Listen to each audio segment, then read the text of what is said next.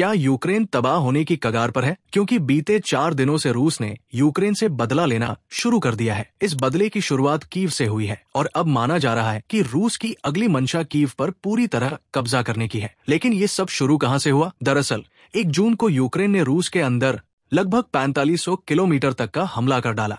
इस हमले में 150 से ज्यादा ड्रोन्स का इस्तेमाल किया गया। यूक्रेन का दावा है कि इस हमले में रूस के 41 स्ट्रेटेजिक बॉम्बर्स, 4 एयरबेस, कई सैन्य और ऊर्जा ठिकाने तबाह कर दिए गए। ये हमला जितना बड़ा था उतना ही चौंकाने वाला भी, क्योंकि रिपोर्ट्स के अनुसार इसकी तैयारी पिछले 18 महीनों से की जा रही थी। लेकिन सवाल उठता है, क्या यूक्रेन अकेले इतने बड़े हमले को अंजाम दे सकता है? क्या उसके पास ऐसी टेक्नोलॉजी, हथियार और जानकारी मौजूद थी? विशेषज्ञ मानते हैं कि यूक्रेन के पास इतनी दूरी तक मार करने वाले हथियार नहीं है। ऐसे में शक की सुई सीधे पश्चिमी देशों की ओर जाती है। कुछ रिपोर्ट्स का दावा है कि इस हमले के पीछे ब्रिटेन की खुफिया एजेंसी MI6 का हाथ हो सकता है। वहीं कुछ मीडिया रिपोर्ट्स अमेरिका की खुफिया एजेंसी CIA को इस हमले में शामिल मानती है। माना जा रहा है कि इन्हीं एजेंसियों ने यूक्रेन को रूस के एयरबेस और बॉम्बर लोकेशन की जानकारी दी। हालांकि अभी तक ये सिद्ध नहीं हो पाया है। अब यूरोप के देशों ने लंबी दूरी के हथियारों पर लगी रोक को हटा दिया और यूक्रेन को लंबी दूरी के हथियार बनाने की अनुमति दे दी। यही नहीं, यूक्रेन ने दावा किया कि 18 महीने से इस हमले की तैयारी चल रही थी। तो इस हमले में पूर्व राष्ट्रपति बाइडेन पर भी शक की सुई जाती है, क्योंकि उस समय तो अमेरिका में उनकी ही सरकार थी। लेकिन फिर डोनाल्ड ट्रंप का भी बयान सामने आया, जिसमें उन्होंने कहा कि यूक्रेन ने हमले से पहले अमेरिका से कोई जानकारी साझा नहीं की थी। अगर ट्रंप की बात सही है तो अमेरिका नहीं बल्कि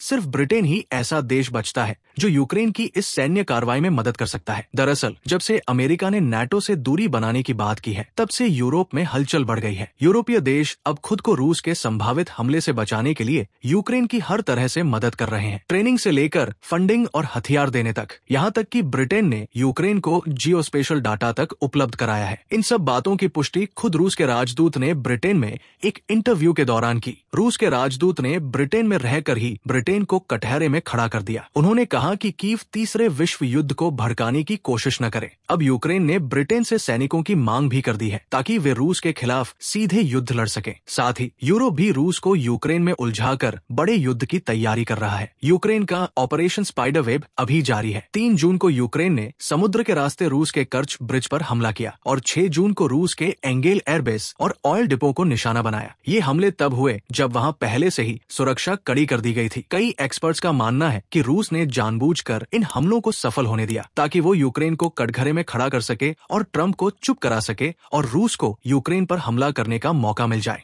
2 जून को इस्तांबुल में रूस और यूक्रेन के बीच युद्ध विराम की वार्ता भी विफल हो गई। इसके बाद पुतिन ने डोनाल्ड ट्रंप से बात की और ट्रंप ने बयान दिया कि रूस अब अपने एयरबेस पर हुए हमलों का बदला जरूर लेगा और पुतिन को अब कोई नहीं रोक सकता। इसी बीच जेलेंस्की ने रूस से सीधी बातचीत करने की मंशा जताई, लेकिन पुतिन ने यूक्रेन के हमलों को आतंकी हमला करार देते हुए कहा, अपराधियों से कोई बात नहीं की जा सकती। इसके बाद रूस ने यूक्रेन पर हमले तेज कर दिए। कीव सहित कई प्रांतों में सीरियल अटैक शुरू हो गए। बताया जा रहा है ये तो रूस की अभी शुरुआत हुई है। वहीं रूस को ट्रंप के बयान से नया हौसला मिला है। ट्रंप ने कहा है कि यूक्रेन ने रूस को हमला करने का एक ठोस मुद्दा दे दिया है। ट्रंप ने संकेत दिया है कि वो इस घमासान से खुद को दूर कर रहे हैं, जिसके बाद से ही यूक्रेन पर रूस का ताबड़तोड़ कहर बरपना शुरू हो गया। रूस ने एक के बाद एक कई भीषण हमले किए हैं। रूस ने यूक्रेन पर 400 drone, Iskander missile, FAB 300, FAB 500, Kalibr cruise missile और किंजल मिसाइलों से हमला किया है। 2 घंटों की इस बमबारी के बीच रूसी रक्षा मंत्रालय ने बयान जारी करते हुए कहा कि सभी टारगेट को नष्ट करने में कामयाबी मिली। रूस के हमले का प्लान सफल रहा